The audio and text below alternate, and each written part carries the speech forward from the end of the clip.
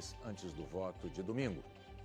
Estão aqui conosco Ciro Gomes, do PDT, Jair Bolsonaro, do PL, Padre Kelmon, do PTB e Luiz Felipe Dávila, do Novo, Luiz Inácio Lula da Silva, do PT, Simone Tebet, do MDB e Soraya Tronic, do União Brasil. Candidatos, boa noite, muito obrigado pela presença de todos. A ordem das perguntas foi decidida num sorteio com a presença de assessores. Os candidatos vão fazer perguntas entre si ao longo de 4 blocos. No primeiro e no terceiro, o tema vai ser livre. No segundo e no quarto, eu vou sortear os temas aqui nessa urna. Os candidatos devem, em suas perguntas, respeitar o tema que for sorteado. Em cada bloco, todos os candidatos têm que ser questionados uma vez. O candidato vai ter 30 segundos para fazer a pergunta e 1 minuto para réplica. O candidato que responder vai ter 3 minutos e ele pode dividir como ele quiser esse tempo entre a resposta e a tréplica. E aí, no último bloco, cada candidato vai ter 1 minuto e 30 segundos para as considerações finais. O candidato que se considerar ofendido em sua honra pode pedir um direito de resposta. Aí a produção do debate vai analisar o pedido de acordo com as regras que foram assinadas pelas assessorias de todos os candidatos e eu vou anunciar aqui a decisão assim que possível. Se o pedido for considerado procedente, aí o candidato ofendido vai ter 1 minuto para se defender. Vamos começar então. Lembrando que nesse primeiro bloco o tema é livre, como eu já disse, o candidato que foi sorteado para abrir essa rodada foi Ciro Gomes. Candidato, por favor, o senhor pode vir até o púlpito central e escolher a quem o senhor vai fazer a primeira pergunta desse debate. Eu desejo perguntar ao presidente Lula. Candidato Lula, por favor, o senhor vem até o púlpito. A pergunta deve ter 30 segundos no máximo, candidato, por favor.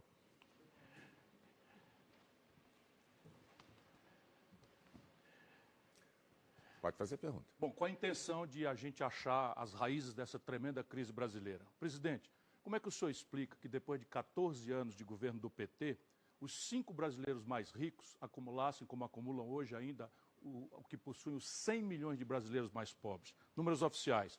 O desemprego chegou perto de 12% ao fim desses 14 anos, explodiu o endividamento das famílias, enfim, e é isso que o senhor deseja repetir, se tiver a aventura de presidir novamente o Brasil?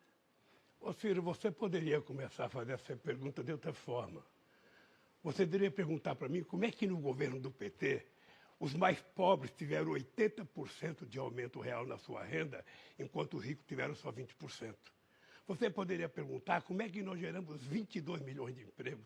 Você poderia perguntar como é que nós aumentamos o salário mínimo em 77% no período que eu fui presidente da República.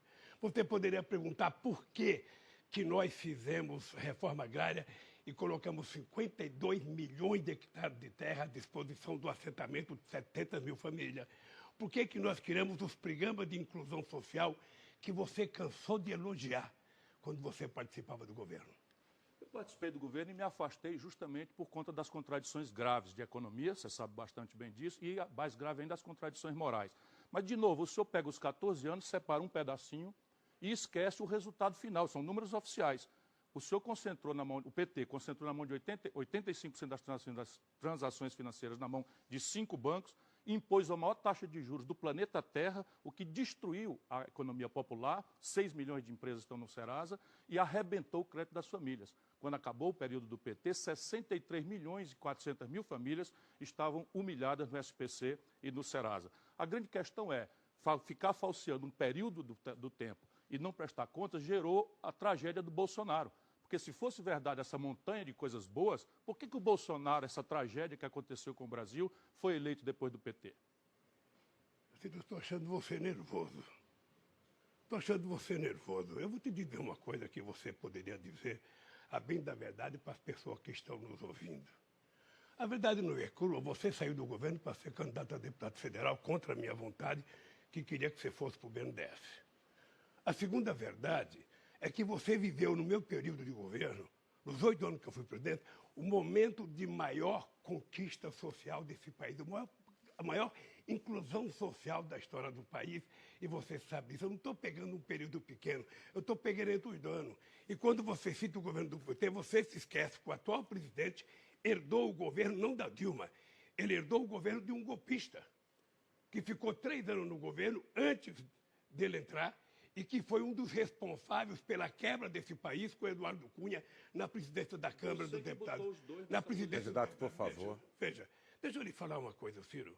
Você sabe que o Brasil viveu no período Lula, em que você fazia parte do governo no melhor momento. As pessoas puderam comprar televisão nova, puderam comprar geladeira nova, puderam comprar carro novo, puderam comer picanha com churrasco que você não gosta que eu fale, porque você talvez coma algo melhor do que picanha. O povo não consegue. As pessoas conseguiram viajar de avião. Muita gente de classe média dizia que o aeroporto estava virando uma rodoviária de tanta gente que entrava. Então, Ciro, a verdade no ECROA é que eu tive o prazer de governar o país e nunca neguei que você me ajudou e fazer a maior política de inclusão social da história do país. É verdade, banqueiro ganhou dinheiro, empresário ganhou dinheiro, os empresários rurais ganharam dinheiro, aumentou as nossas exportações. Você sabia que quando eu cheguei no governo tinha só 100 bilhões de fluxo de exportação, nós fomos para 482 bilhões. Você sabe que a gente devia para o FMI, nós pagamos, ainda fizemos uma reserva de 370 bilhões. Esse é o Brasil que eu deixei quando eu deixei a presidência. O Brasil que era motivo de orgulho, respeitado pelos Estados Unidos, respeitado pela China, respeitado pela Argentina, respeitado por todos os países como o país de maior inclusão social da primeira década do século XXI. Seu tempo, candidato. Tempo esgotado. Muito obrigado aos dois candidatos. Pela ordem determinada em sorteio prévio, Padre Kelmon é quem vai fazer a pergunta agora. Eu solicito ao candidato que se dirija até o púlpito central. Informe a quem o senhor vai dirigir a sua pergunta, candidato. Ao presidente Bolsonaro. O candidato Bolsonaro pode se dirigir ao púlpito, por favor. 30 segundos para a pergunta. Presidente, o senhor enfrentou a pandemia com 500 milhões de doses de vacina e deu R$600 de auxílio emergencial para os brasileiros no Fica em Casa. A economia a gente vê depois. O Auxílio Brasil é agora permanente para o povo. O senhor pretende manter essa política no seu mandato, no segundo mandato? Prezado padre, vamos manter sim, com responsabilidade fiscal. Nós fomos um governo que atendemos aos mais humildes, aos mais pobres.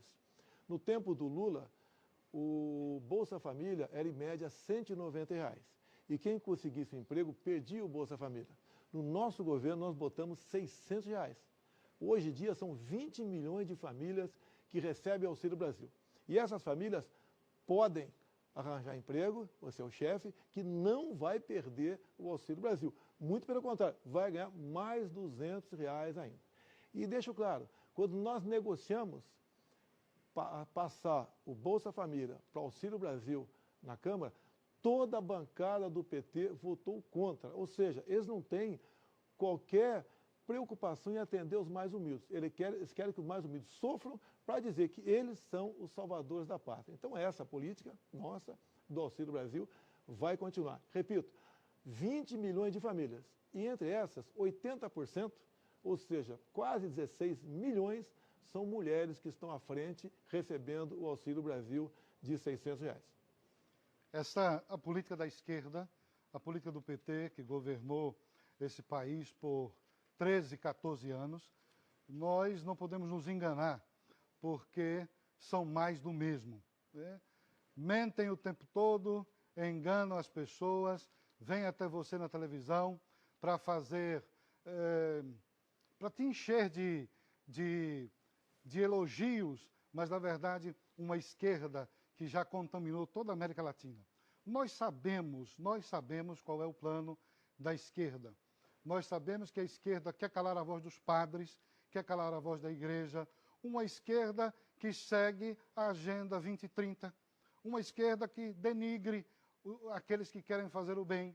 Então, nós já estamos procurando cada vez mais colocar isso como informação para que as pessoas tenham consciência que nessa eleição precisa escolher homens de direita. Tempo, seu candidato, seu tempo. Tréplica do candidato Bolsonaro. O que está em jogo, padre Kelman, é o futuro de uma nação. Nós não podemos voltar à fase que éramos há pouco tempo, onde era realmente uma cleptocracia, ou seja, a roubalheira imperava em nosso país. O governo Lula foi o chefe de uma grande quadrilha. Dezenas de delatores devolveram 6 bilhões de reais para pegar uma pena menor. Ou seja, nós não podemos continuar num país da roubalheira. O que é pior também, padre, e também é muito grave, o governo que nos antecedeu não se tinha qualquer compromisso, qualquer respeito com a família brasileira. É um governo que quis impor uma agenda de ideologia de gênero, ensinando crianças em sala de aula a se interessar por sexo precocemente. É um governo que todos sabem que quer a liberação das drogas. Ou seja, esse governo do PT, que nos deixou há pouco tempo, não parece que desconhece a dor de uma família que tem um filho no mundo das drogas. Esse governo do PT, ou melhor, desgoverno de há pouco tempo, por exemplo, Lula defendia que se roubassem celular para tomar mais cervejinha. Ou seja, quantos jovens foram assassinados por essas pessoas roubando o celular e protegidos por Lula? Quando ele também, cada vez mais, fala em desarmar a população de bem e atacar as polícias por todo o Brasil, nós sabemos que isso estimula a violência em nosso país. Ou seja, nós não podemos voltar a esse estado de coisa que aconteceu há pouco tempo aqui no Brasil, onde a roubalheira imperava. E eu acabei com a mamata, em especial da grande mídia. A Rede Globo foi uma que eu acabei com a mamata com eles, e bem como botei um fim nos abusos da lei. Tempo esgotado, candidato, muito obrigado. Candidato Bolsonaro e Kelman. Durante a fala do candidato Bolsonaro, o candidato Lula pediu o direito de resposta, foi concedido. Eu peço ao candidato Lula que se dirija ao púlpito e aos senhores que voltem aos seus lugares, por favor. O senhor pode retornar ao seu lugar, candidato Bolsonaro. O seu microfone está fechado porque não é a sua vez de falar. As regras serão respeitadas, candidato Bolsonaro. Obrigado. Candidato Lula, a partir de agora o senhor tem direito a 1 minuto para o sujeito de resposta. Que num debate entre pessoas que querem ser presidente da República, o atual presidente tivesse o mínimo de honestidade, o mínimo de seriedade. Ele falar que eu montei quadrilha, com a quadrilha da rachadinha dele, que ele decretou sigilo de 100 anos, com a rachadinha da família, sabe, do Ministério da Educação, com barra de ouro. Ele falar de quadrilha comigo, ele precisava se olhar no espelho e saber o que está acontecendo no governo dele. Ele saber o que foi a quadrilha da vacina, o que foi o oferecimento de $1 por cada vacina importada. Isso não fui eu que disse, não, isso é a CPI que está dizendo. Se quer pedir direito de resposta, peça para a CPI, não peça aqui no debate, não. Você, quando vier no microfone, você se comporta com o presidente, respeite quem está assistindo, não minta. Não minta que é feio um presidente da República mentir com semente toda hora, descaradamente. Não é possível. Seu tempo, candidato, muito obrigado. Durante a fala do candidato Lula, em defesa de seu direito de resposta, o candidato Bolsonaro pediu direito de resposta e foi concedido. Candidato, por favor, o senhor volte ao púlpito para o senhor falar durante 1 minuto em resposta ao candidato Lula. Mentiroso, ex-presidiário, traidor da pátria. Que rachadinha, teus filhos roubando milhões de empresas após a tua chegada ao poder. Que CPI é essa da farsa que você vem defender aqui? O que achou a meu respeito? Nada. Que dinheiro de propina? Não teve propina. Propina teve com o senhor Carlos Gabas, do consórcio do Nordeste, dos governadores amigo teu, que foi descoberto o desvio de 50 milhões de reais e nada foi apurado. O seu governo, através de Carlos Gabas, consórcio do Nordeste, fez muitos nordestinos morrerem por falta de ar, porque foi desviado dinheiro da compra de respiradores. Nada tem contra o meu governo, nada. Deixe de mentir, tome vergonha na cara, Lula. Tempo esgotado, candidato. Eu vou pedir aos candidatos que, em respeito ao público, procurem manter um nível de tranquilidade adequado para um ambiente democrático, como nós pretendemos que seja este debate. O candidato Lula pediu direito de resposta durante a fala do candidato Bolsonaro, foi concedido. O candidato Lula pode voltar ao púlpito.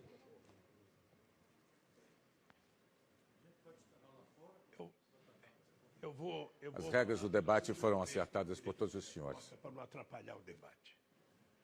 Mas é uma insanidade um presidente da República vir aqui e dizer o que ele fala com a maior disfarçatez. É por isso que no dia 2 de outubro, o povo vai te mandar para casa. E eu vou fazer uma coisa para você, vou fazer um decreto, acabando com o seu sigilo de 100 anos.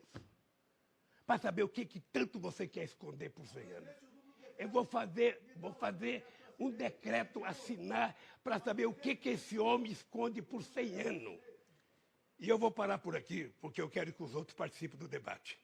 O presidente, quando aparecer aqui, por favor, minta menos. Bom, o candidato Bolsonaro pediu direito de resposta, não foi concedido. Nós vamos dar sequência ao nosso... Candidato, eu vou pedir ao senhor que respeite as regras do debate, por favor. O seu microfone está fechado, mas o senhor vai atrapalhar a dinâmica do nosso debate. Eu vou seguir em frente, então. Pelo sorteio feito previamente, quem deve fazer a pergunta agora é o candidato Felipe Dávila. Por favor, candidato, dirija-se ao púlpito. O senhor tem 30 segundos para fazer uma pergunta e, claro, dizer a quem o senhor vai perguntar, por favor. Ciro Gomes.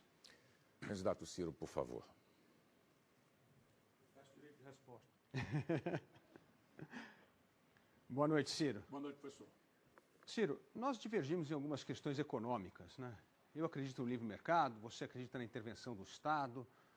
Eu acredito que é fundamental o Brasil ter a responsabilidade fiscal, você acredita no fim do teto do gasto, eu acredito nas privatizações e você acredita nas estatais. Mas tem uma coisa que nós sabemos e concordamos. O PT e o Lula foram o autor do maior escândalo de corrupção da história do Brasil. Tempo, candidato. Certamente, professor, e eu aproveito para... O presidente Lula reclama das mentiras do Bolsonaro, mas ele faz uma coisa assim, mais hábil do que o Bolsonaro. E nisso ele é campeão, ninguém pode tirar esse valor dele. Então ele pega um pedaço do governo, em que ele teve uma onda de bonança no estrangeiro, e produz esses números e tal. Mas os números que eu trouxe aqui são todos oficiais. Foi um desastre completo. O Bolsonaro, na minha opinião, o povo brasileiro julgue, teve 70% dos votos nos centros mais dinâmicos da vida brasileira, 2/3 dos votos, de São Paulo, Rio, Minas, Rio Grande do Sul.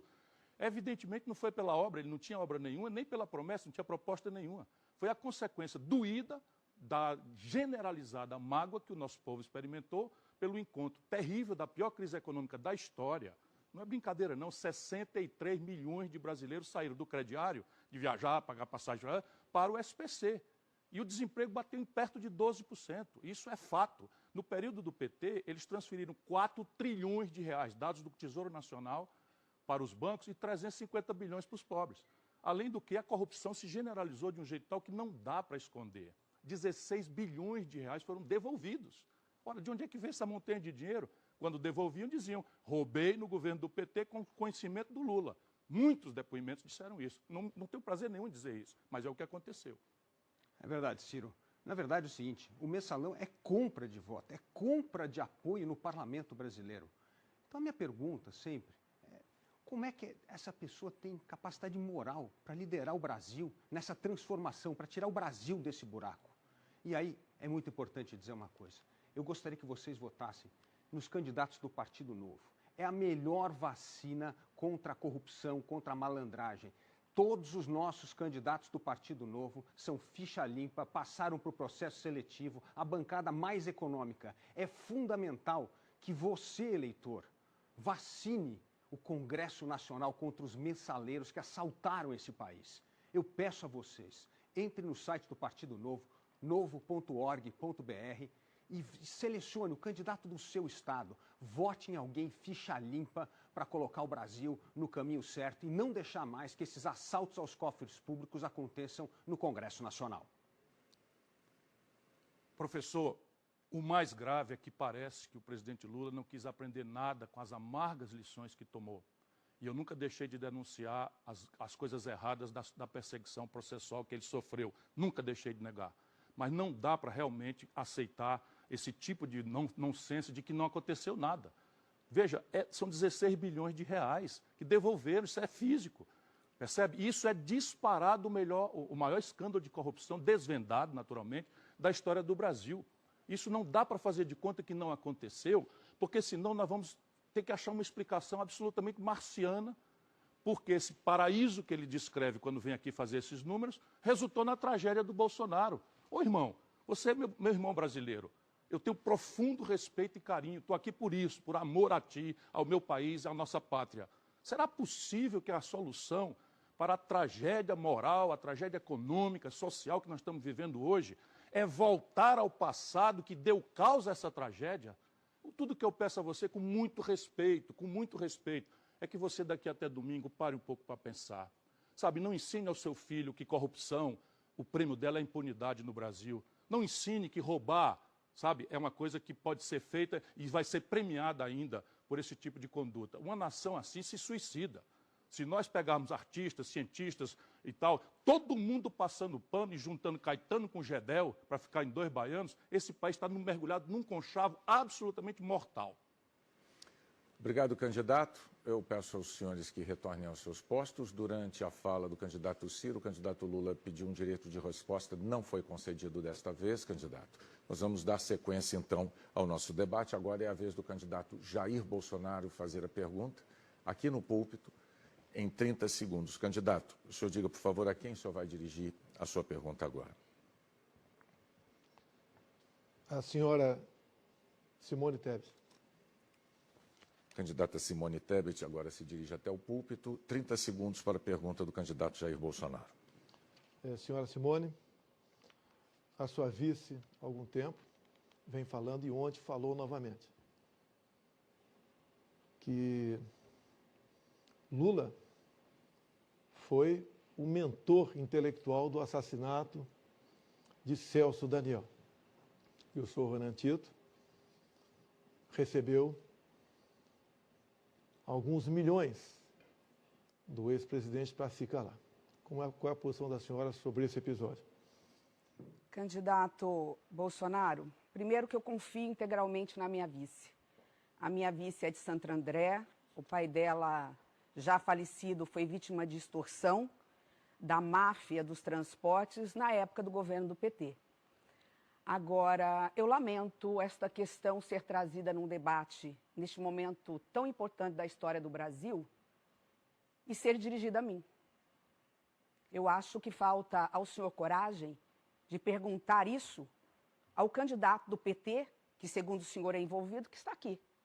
Por que não pergunta para o candidato Lula sobre esse assunto? E vamos tratar do Brasil, vamos tratar dos reais problemas, vamos tratar do problema da fome, que Vossa Excelência, como presidente da República, diz que não tem, porque é insensível, não conhece a realidade do Brasil, ou não deve andar nos grandes centros e ver nos semáforos crianças dormindo com fome e pedindo, pelo amor de Deus, por um prato de comida. Eu perguntei à senhora porque vice é um cargo importante. E ela tem falado isso de quem, segundo o Datafolha da Vida, está em primeiro lugar. Então, isso é de extrema importância que seja tratado aqui. A questão da fome, a senhora sabe que nós investimos no auxílio emergencial. Eu fui talvez o único chefe de Estado do mundo que não foi, pelo politicamente correto, obrigando o povo a ficar em casa. E por parte da senhora e outros políticos, se viu um silêncio sepulcral sobre isso. Nós atendemos aos mais necessitados. Quem, porventura, estiver passando fome, que tem gente passando fome, na dúvida, mas pode se cadastrar e vai receber o Auxílio Brasil de, no mínimo, R$600. Quanto ao decreto do senhor ex-presidente Lula, que ele diz que eu assinei, eu desafio ele a mostrar que decreto é esse que eu baixei e decretei sigilo em 100 anos em certas questões familiares. Duvido ele apresentar isso. Então, um mentiroso quanto mais, que merece, no meu entender, ser questionado aqui. Tempo, candidato. Por favor, agora é a palavra da candidata Simone Tebet em tréplica, por favor. Novamente, eu lamento muito. Nós estamos a 2 dias, 3 dias da eleição, uma das eleições mais difíceis do Brasil. E hoje o que nós vemos aqui não é apresentação de propostas, mas ataques mútuos para ver quem roubou mais, para ver quem é mais incompetente, para ver quem é mais insensível. Eu estou aqui para colocar você, eleitor cidadão, no centro do debate. Eu estou aqui para falar de como erradicar a fome, a miséria, gerar emprego, trazer para a formalidade os 40 milhões de trabalhadores que estão hoje na informalidade. Mas isso é o Brasil. Vocês têm uma grande responsabilidade, uma grande decisão a fazer dia 2 de outubro. Será que nós vamos levar e estender esse segundo turno para 31 de dezembro de 2026? Porque é isso que vai acontecer. Esse discurso do ódio de nós contra eles, essa polarização, ela não vai terminar. Um, se eleito, não vai deixar o outro governar. E nós deixaremos de resolver os problemas sérios do Brasil por causa disso. Eu vou voltar a falar. O candidato Bolsonaro tinha que fazer essa pergunta para o candidato Lula, que está aqui. Afinal, ele está acusando o candidato Lula e de seu partido de um crime, mas não faz, talvez por covardia, talvez porque não tenha coragem, ou talvez exatamente porque não queira resolver quais são as propostas que ele tem para resolver os problemas graves dos próximos 4 anos do governo. A pandemia, que ele geriu muito mal e atrasou a compra de vacinas em 45 dias, não está só matando agora por conta da pandemia da Covid-19, está matando porque nós temos represado nas filas dos hospitais exames, cirurgias, consultas, porque os hospitais tiveram que ficar muito tempo fechados, porque pela insensibilidade, pela incompetência, ele atrasou vacina, aliás, deu um mau exemplo, sequer tomou esta vacina e hoje, lamentavelmente, o Brasil tem um passivo na área da saúde, da educação, na área da geração de emprego. Lamentável, presidente, que o senhor não esteja aqui para falar do Brasil real e apresentar soluções a ele. Muito obrigado aos dois candidatos. Os senhores podem retornar aos seus locais. Bom, durante as colocações do candidato Bolsonaro, quando dirigiu pergunta à candidata Tebet, o candidato Lula pediu direito de resposta e foi concedido. Peço ao candidato Lula que se dirija ao púlpito, por favor. O senhor tem 1 minuto para responder. Eu te confesso, Boni, que eu estou incomodado de pedir toda hora o direito de resposta, mas é que não é possível conviver com alguém com a cara de pau. Do presidente não é possível. Primeiro, o Celso Daniel era meu amigo. O Celso Daniel era o melhor gestor público que esse país teve. Ele foi chamado da prefeitura para coordenar o meu programa de governo de 2002. O TST acaba de tirar do ar o site das mentiras mentirosas da sua família, que estava hoje na rede digital sobre o Celso Daniel. Primeiro porque a Polícia Civil deu por isso errado, o Ministério Público deu por isso errado, decidiram que é um crime comum, e eu fui procurar o Fernando Henrique Cardoso para colocar a Polícia Federal. Você vem culpar o Lula da morte do Celso Daniel? Seja responsável. Você tem uma filha de 10 anos assistindo o programa que você está fazendo. Seja bastante responsável. Pare de mentir, porque o povo não suporta mais. Tempo, candidato. O candidato Bolsonaro pediu... Eu peço ao candidato Lula que aguarde só 1 minuto, porque o candidato Bolsonaro pediu direito de resposta, nós estamos analisando o pedido do candidato. Enquanto isso, eu vou dar sequência ao debate e o senhor é o sorteado para fazer a próxima pergunta. É só o senhor escolher para qual dos candidatos o senhor vai dirigir a sua pergunta, candidato. Eu queria perguntar para... Pode ser Luiz Felipe Dávila, Padre Kelman, Soraya Tronic. O senhor escolheu Soraya Tronic. O senhor tem 30 segundos para a pergunta, por favor, candidato Lula. Candidata, a questão da fome. Os números dizem que nós temos 31 milhões de pessoas passando fome. Nós tínhamos acabado com isso em 2012, reconhecido pela ONU. Os números dizem que tem 105 milhões com algum problema de insegurança alimentar. Eu queria saber qual a sua proposta para acabar com a fome nesse país. Em primeiro lugar, eu gostaria de dar boa noite a todos e agradecer pela oportunidade e dizer para você aí que está em casa que enquanto eles brigam, a boiada passa. Enquanto eles brigam, nos distraindo, o Brasil passa fome. O Brasil ainda encara escândalos de corrupção. E eu mostrei para você que eu tenho coragem. E a minha coragem não começou agora na campanha. A minha coragem vem lá atrás de 2013, quando eu levantei da fila dos que reclamam e vim para a fila dos que fazem. Quando indignada com os escândalos de corrupção do governo PT e ainda indignada com os escândalos de corrupção que existem, eu fiz o que eu podia naquele momento com a caneta de advogada e pedi prisão de 2 prefeitos de Campo Grande em prol de crianças com síndrome de Down. Eu também, pela liberdade de expressão, consegui um salvo-conduto para que nós pudéssemos nos manifestar livremente nas ruas de Campo Grande. E, acima de tudo, entrei com uma ação popular, na omissão do Ministério Público. Uma ação popular que bloqueou 730 milhões da JBS. Escândalos e escândalos e escândalos de corrupção é o que nós somamos. Dos candidatos que lideram as pesquisas, somam juntos 20 anos de corrupção e de má gestão. E eu digo para você, você que tem aí a possibilidade, usa a sua caneta como eu usei, e vamos juntos com a proposta do Imposto Único Federal. Nós sim conseguiremos abaixar o preço da comida, o preço do tributo que pesa sobre o nosso consumo e passar para a movimentação financeira, que é muito mais justo. Preste atenção em todas as minhas propostas, as propostas do Imposto Único Federal, que é a primeira medida que nós iremos tomar, porque para cuidar das pessoas a gente tem que cuidar das contas, o que ninguém cuida há mais de 20 anos. Sua réplica, candidato Lula. Candidata, a senhora é advogada. Sim. Eu vou lhe contar uma coisa, porque que o combate à corrupção deu certo. Primeiro porque no nosso tempo de governo a gente criou uma coisa chamada Portal da Transparência. A senhora, como advogada, deveria acompanhar, que a senhora poderia acompanhar as contas do governo em tempo real. Depois nós criamos uma coisa chamada fiscalização da CGU. Colocamos a CGU como ministro, em cada ministério tinha alguém da CGU para fiscalizar a conta dos ministros. Depois nós criamos a lei do acesso à informação, que qualquer pessoa poderia adentrar ao governo pedindo informação e saberia até a cor do papel higiênico do banheiro da presidenta da República ou do presidente da República. Depois nós criamos a lei anticorrupção. Depois nós criamos a lei contra o crime organizado. Depois nós fizemos a nova lei contra a lavagem de dinheiro.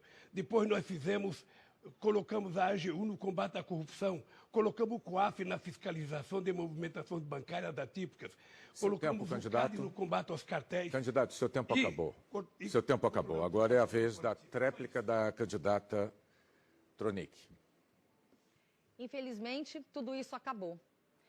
Mesmo assim, com tudo isso, graças a Deus, descobrimos um dos maiores escândalos de corrupção, Petrolão. E, vergonhosamente, nós ainda temos de suportar a corrupção. Quando nós levantamos a bandeira, eu em 2018 e muitos outros candidatos, levantamos a bandeira do combate à corrupção, e eu achei que ali a coisa fosse realmente andar. Infelizmente, nós hoje passamos por essa decepção. Tempo esgotado, candidatos. Eu vou pedir aos dois que retornem aos seus lugares e agradeço. E durante o exercício do direito de resposta do candidato Lula, o candidato Bolsonaro pediu também direito de resposta, foi concedido. Candidato Bolsonaro, por favor, o senhor pode se dirigir ao púlpito. O senhor tem 1 minuto para a sua resposta. O ex-presidiário diz que eu decretei o sigilo da minha família. Qual o decreto? Me dá um número do decreto. Fala que eu atrasei compra de vacina. Nenhum país no mundo comprou vacina em 2020. Para de mentir. Quando se fala em fome, eu dei R$600 de Auxílio Brasil. Você dava pouca coisa para os mais pobres, usava esses mais pobres com massa de manobra para ganhar voto. Quando se fala em devolver 6 bilhões que os delatores devolveram, foi de roubalheira do seu governo. Só a Petrobras, o endividamento foi 900 bilhões de reais no seu governo.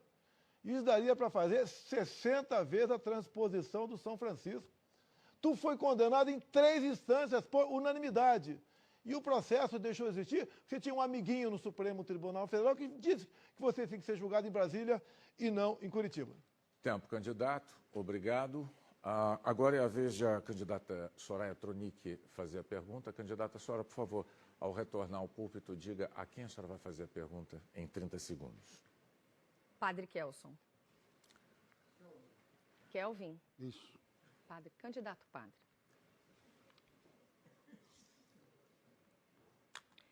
Candidato padre, gostaria de perguntar para o senhor, para quantas pessoas, durante a pandemia, o senhor deu a extrema unção?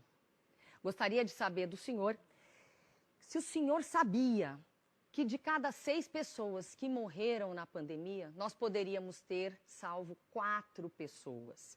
Se não tivesse atrasado as vacinas, se não tivesse faltado oxigênio. O senhor não se arrepende de defender um governo que fez isso? Olha, quem tem que se arrepender de alguma coisa aqui são alguns candidatos que estão aqui mentindo, como a senhora e outros que estão aqui apenas para tentar enganar você, eleitor. Que ela acabou de dizer que vai criar um imposto único, que vai melhorar a sua vida. Melhorar a sua vida onde? Quanto mais imposto cobra, mais a sua vida vira uma tragédia. Para se diminuir, para se melhorar a sua vida, você precisa reduzir o tamanho do Estado. O Estado inchado, aí sim, um Estado inchado, cheio de cabide de emprego, faz com que não sobre dinheiro para você.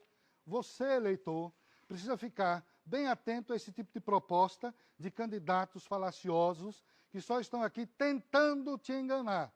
Essa é a verdade. Reduza o tamanho do Estado, deixe o Estado pequeno, vai sobrar dinheiro para que esse dinheiro volte para a educação e para a saúde. Não criem falácias achando que vocês podem resolver os problemas apenas com o verbo. Façam de verdade. Não minta, como tem muita gente aqui mentindo para todo mundo. Bem se vê que depois do auxílio emergencial, o senhor arrumou um emprego de cabo eleitoral. Nós temos um candidato cabo eleitoral do candidato Jair Bolsonaro. Por favor, o candidato senhor, Padre por favor, Kelman, me deixa responder, me devolve, por favor. Mantenha-se em silêncio. Quero que devolva. Em Cabo respeito eleitoral. à sua oponente. Cabo eleitoral do candidato Jair Bolsonaro, que por sua vez é candidato. Cabo de Lula, que é de esquerda. Candidato, o senhor não deve interromper a outra candidata que está falando e o seu tempo será acrescido, candidata Tronic. Desculpe. Eu poderia Mantenha-se, por favor, em começar silêncio, em respeito. novamente. Eu vou pedir só um minuto aos dois. Nós temos milhões de brasileiros assistindo ao debate, esperando que o debate tenha, no mínimo, regras que sejam respeitadas por quem as assinou. Então, eu peço, por favor, ao candidato que se mantenha em silêncio e aguarde que a sua oponente conclua o raciocínio. Nós vamos lhe dar mais tempo, candidato. Devolve tudo, por favor. 1 minuto, porque eu perdi totalmente o raciocínio. Vai ser concedido esse tempo. Ok, aguardo lá no... Pronto. Bem se vê que depois do auxílio emergencial, o senhor arrumou realmente um novo emprego de cabo eleitoral do candidato Jair Bolsonaro, que por sua vez é o cabo eleitoral do candidato Lula. Porque quem está colocando Lula na primeira fila, na liderança, é inegável que é o candidato Jair Bolsonaro. Mas não é isso que eu vim dizer. Eu vim falar o seguinte: nós temos hoje quase 700 mil mortes por Covid. 130 milhões de órfãos. Eu pergunto para o senhor, o que o senhor diria para consolar essas famílias, esses órfãos que estão até agora esperando uma ajuda do governo, que estão até agora sofrendo e muitos irmãos separados, porque cada parente tem que ficar com um ou outro. O senhor não tem medo de ir para o inferno, não? Olha, vocês falam tanto de Covid, Covid, Covid.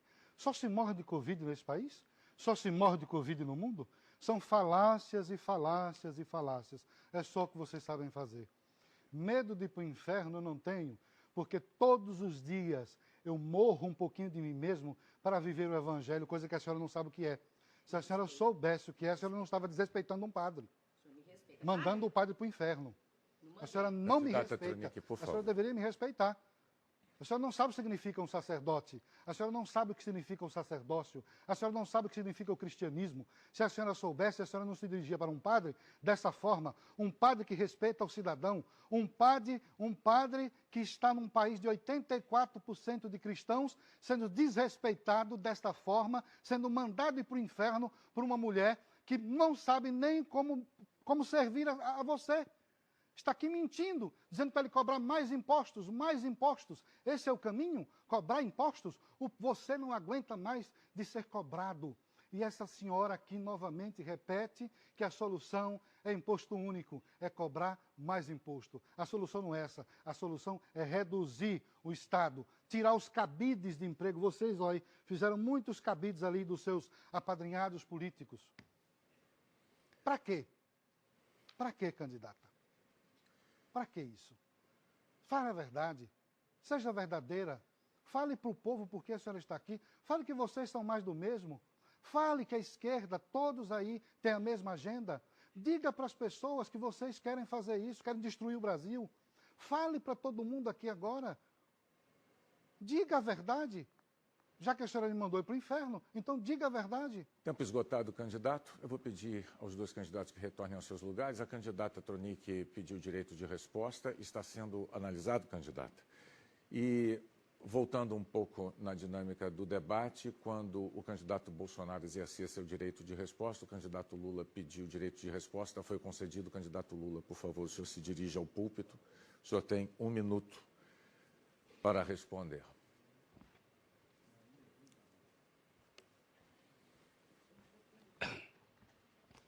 Eu confesso ao povo que está nos assistindo que eu me sinto mal. Uma espécie de estar atrapalhando o debate quando a gente poderia estar discutindo o futuro desse país. Sinceramente, eu queria só lembrar as pessoas que, graças ao que nós fizemos para combater a corrupção foi descoberta e as pessoas foram punidas. Acontece que você poderia, no processo de combate à corrupção, prender os presos e liberar as empresas para funcionar. No Brasil se quebrou e se fechou 4 milhões e 4 postos de trabalho. O Estado deixou de receber 270 bilhões de reais, deixou de investir, os impostos deixaram de ser arrecadados em 58 bilhões de reais. Quando o nosso candidato vem aqui e diz para apresentar a vacina, eu vou lembrar alguns escândalos. Imóveis, 51 imóveis, mansão de 6 milhões. Tempo, candidato. Seu tempo está esgotado, candidato. Era 1 minuto para a sua resposta. Eu peço ao senhor, por favor, que retorne ao seu local.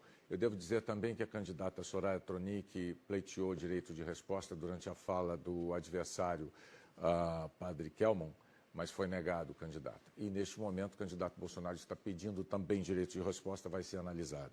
Eu vou dar andamento ao debate. Essa é a vez, então, de a candidata do MDB, Simone Tebet, fazer a pergunta. Ela só pode perguntar ao candidato do Novo, Luiz Felipe Dávila. Por favor, os dois ao púlpito. 30 segundos para a pergunta, por favor, candidata. Obrigada. Candidato Dávila, vamos falar de Brasil? Vamos, né? Vamos falar do Brasil real, que ainda chora a morte dos seus filhos que morreram prematuramente por conta da incompetência de um governo que não colocou vacina na hora certa no braço de milhões de brasileiros. O Brasil está morrendo não só de Covid. Nós temos uma fila interminável de exames, consultas e cirurgias atrasadas. A pergunta é, como nós vamos zerar essas filas? Como nós vamos resolver o problema da saúde pública, especialmente dos nossos idosos? Que bom ter a oportunidade de discutir um pouco de Brasil, e menos esse bate-boca que não leva a lugar algum. Mas olha, Simone, eu queria dizer antes que eu trabalho há 14 anos no Centro de Liderança Pública, no CLP. E nesse meio tempo que eu formei lideranças públicas no Brasil, trabalhei com estados e municípios, eu descobri uma coisa. Todo mundo que quer fazer a diferença, quer fazer a coisa certa na vida pública, faz 2 coisas importantes. Tem liderança com caráter, honestidade, disposto a comprar as boas brigas políticas. E depois a competência na gestão. As coisas precisam dar resultado. Nós precisamos saber se aquela política pública está melhorando ou não a vida das pessoas.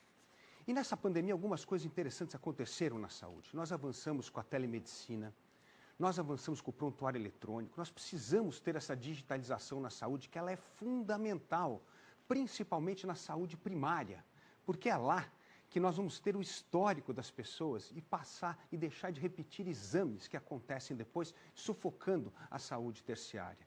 Então, a digitalização é muito importante, focar na saúde primária é muito significativo para as pessoas. Fico muito feliz, Felipe, de agora ver realmente, né, uma pessoa sensível falando da preocupação que tem com a população que hoje está doente. Nós vamos ter que caminhar mesmo para a telemedicina, para o prontuário único, mas nós temos que especificamente pensar agora nos milhões, tem pelo menos 20% das pessoas mais pobres do Brasil com câncer morrem prematuramente porque não tem vaga no SUS para fazer seu atendimento e depois é tarde, ele vem a falecer. Nós vamos tomar 3 medidas imediatas para zerar essa fila. Primeiro, aumentar o dinheiro que o governo federal vai colocar no SUS, o financiamento. Segundo, equipar todos, eu repito, equipar todos os hospitais regionais com os aparelhos necessários para que possam atender a população brasileira. Mas é preciso também olhar pelas Santas Casas, que atendem praticamente as 1000 cidades que não têm hospitais públicos. Quero aproveitar apenas aqui para fazer um pedido para você, pai e mãe. Amanhã termina a campanha de vacinação contra a poliomielite. Vamos vacinar nossas crianças para que a paralisia infantil não volte na vida dos nossos filhos. Tempo esgotado, por favor. É verdade. Nós precisamos pegar o SUS e melhorar a coordenação com os hospitais filantrópicos, com as Santas Casas. Mas também precisamos, Simone, trazer os hospitais privados para dentro, porque há ociosidade nos hospitais privados e nós podemos aproveitar isso no SUS e assim estender esse atendimento de melhor qualidade para as pessoas. Mas tem uma coisa muito importante, eu estava dizendo aqui que parte da gestão pública da competência é a avaliação do serviço público. Nós precisamos ter mais critério com essa avaliação do serviço público para justamente fechar hospitais que não estão cumprindo esse papel e dobrar o investimento naqueles que estão cumprindo o seu papel. Então é muito importante nós termos essa capacidade de coordenar melhor a ação do governo federal com estados e municípios. Precisamos descentralizar o poder e precisamos pensar, sim, porque eu digo que o SUS é a maior parceria público-privada do mundo. Funciona por causa dos hospitais filantrópicos, por causa das Santas Casas e precisamos trazer agora os hospitais privados para dentro. É fundamental isso. Depois, nós precisamos rever a tabela do SUS. Nós sabemos disso, né, Simone? Que a tabela do SUS está muito defasada. E sempre usamos o critério de procedimento. Não, eu acho que tem que ser por resolução do problema. O serviço público precisa prestar serviço ao cidadão. O que o cidadão quer saber é se resolve o problema da vida dele, seja na saúde ou na educação. Portanto, vamos colocar o cidadão em primeiro lugar. Vamos mensurar a qualidade do serviço público, se está atendendo ou não o cidadão. E não como é hoje, que nós temos um gasto gigantesco com a máquina pública que não atende o cidadão. Nós precisamos ter um Estado que serve ao cidadão e não que se serve do cidadão para pagar o custo da máquina pública. Candidatos, muito obrigado. Está encerrado aqui esse primeiro bloco do nosso debate. Eu devo responder ao candidato Bolsonaro que seu pedido de resposta à fala do candidato Lula foi negado. Nós terminamos esse bloco e no próximo vai ter o sorteio de temas aqui nessa urna para as perguntas que serão formuladas. Nós voltamos em instantes. Até já.